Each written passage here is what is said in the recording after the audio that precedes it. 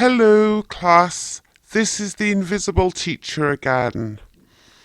Now, before I continue with the discussion of Wordsworth, and return through various routes to the three stanzas of Swinburne we started with, I want to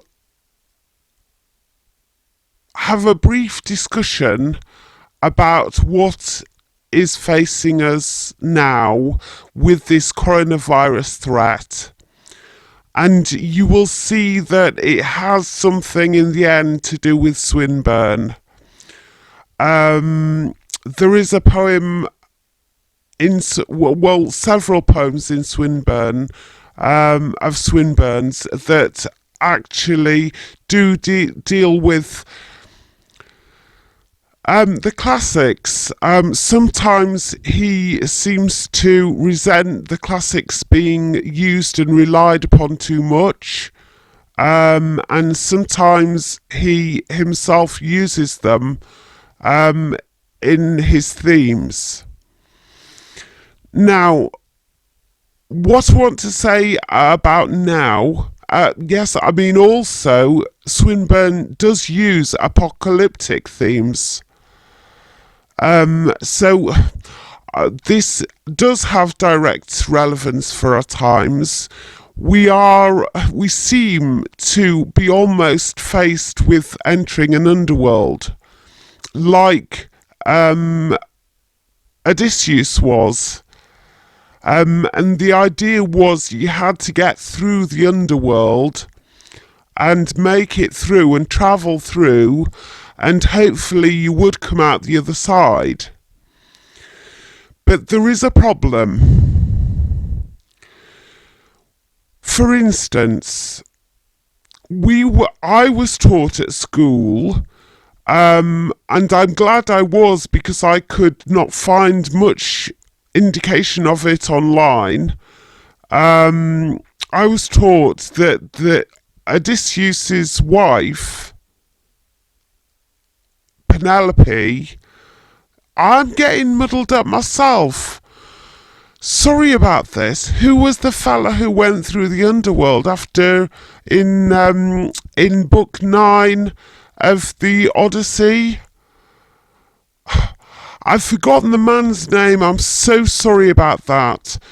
I've forgotten the man's name, but his wife's name was Eurydice. Orpheus and Eurydice. But I don't know whether Orpheus was the name that was given to him in Homer. Obviously, in the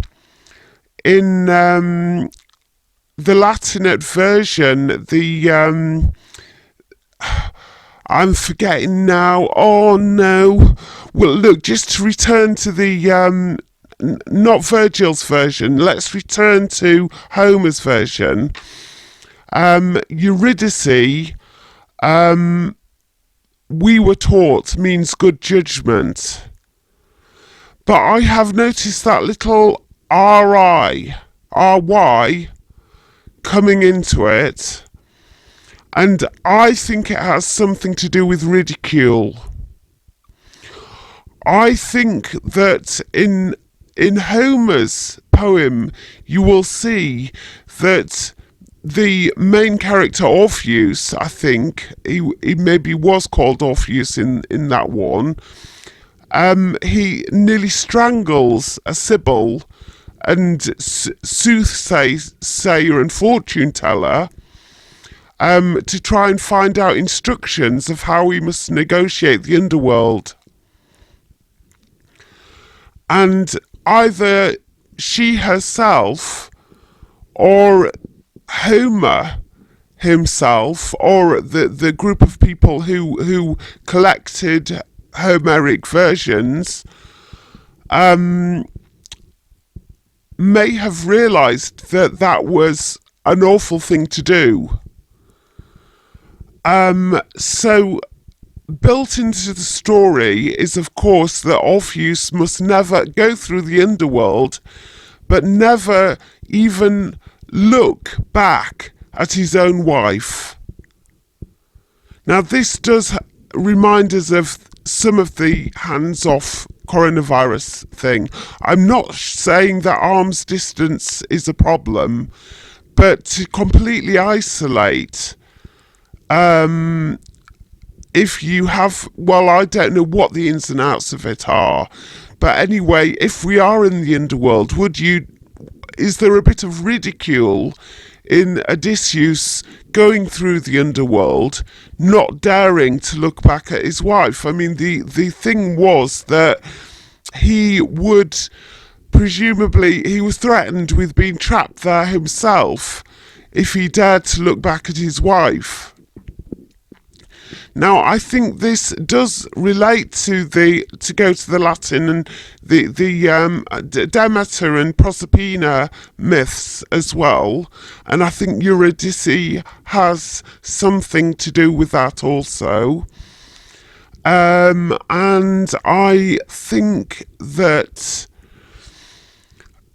the lack of heroism, real heroism or protectiveness that Orpheus showed